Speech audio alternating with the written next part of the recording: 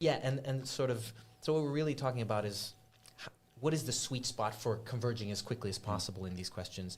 I just thought there was one more limiting factor which we might have not realized, but which Reddit feels very strongly about, which is, we've been having these human leaderboards for the various models, which ones people prefer, and they're really getting close to each other. And here's the question: are the models actually getting equally good?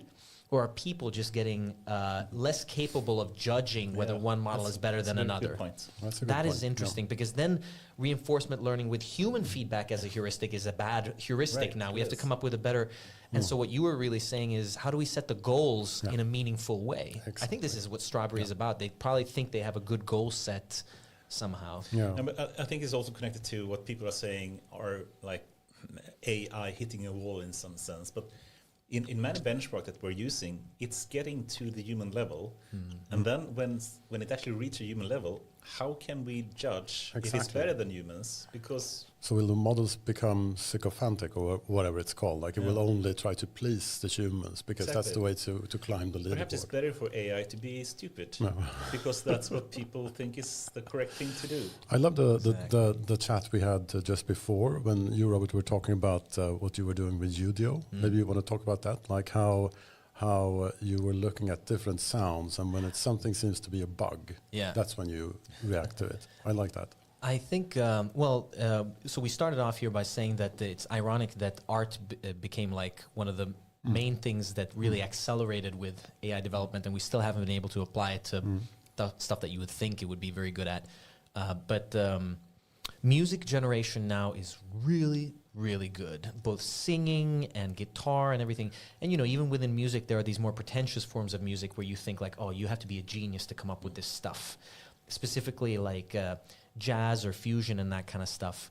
And I had, I know this. I know that they're better than us humans. I know it's coming. And when I heard it, I was still shocked. You can write Alan Holdsworth and, all these advanced jazz guys, and it'll just write stuff that is incredible. And so what we do in my band is we ask it to generate hundreds and thousands of solos. And sometimes we just take little bits and pieces here as is, which is kind of fun.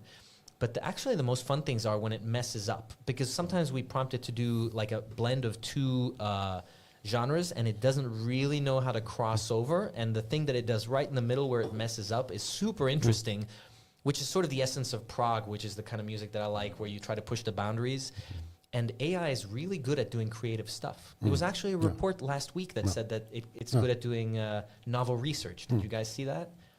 Yeah, I saw it. It was the AI scientist. Yeah. And it was very difficult for the humans to evaluate whether or not it was feasible or not, the suggestions that the AI came up with. Yeah, I think you were maybe thinking about Sakana AI, the AI scientist. That's another thing. No, this is a report where the AI was supposed to suggest potential avenues for research, and the humans were supposed to determine whether, first of all, whether it was a novel idea, and two, whether it was feasible or not. And by sort of blind testing, the humans said that the AIs were just generally better at coming up with new novel sort of directions for research, but that the feasibility was like, I can't really tell if this is even going to work or not, but it's cool for sure. I was trying to think, just to finish off the thinking around finding the bugs. Maybe that's what we want to do. Let's say that we find a way to simulate or to iterate on prompts or iterate on generation, and then we find something really, really strange. Maybe that's what we want to find, like the AlphaGo move. What was the name of it? What was the number? We can muse on what creativity is just for one moment, because this is also philosophy. A lot of people, this is my opinion, a lot of people think that creativity is this spontaneous, random, non-deterministic magic thing. You sit there at the piano and da da da da da da da da da. Oh, nice! I just came up with that. That's not how it works. Jazz people have thousands of hours of training, and programmers that come up with a novel algorithm have hundreds of thousands of hours of training. And so I think creativity, for some reason, seems to only come to people that have a tremendous amount of knowledge, and then apply it in a neat way. So intuition is based on knowledge in some way. I think it's strongly coupled with that. So it feels reasonable that LLMs should be able to be creative in the same way. If I may, one favorite trend, at least that I'm seeing, is that yes, reasoning should be added to LLMs, but if we take the latest kind of image generators that we have, like Sora or Stable Diffusion version 3 or whatnot, what they're doing is, I would say, reasoning, but in latent space. And Janne could also say some similar stuff, but what we're actually not seeing that for text models or for text generation.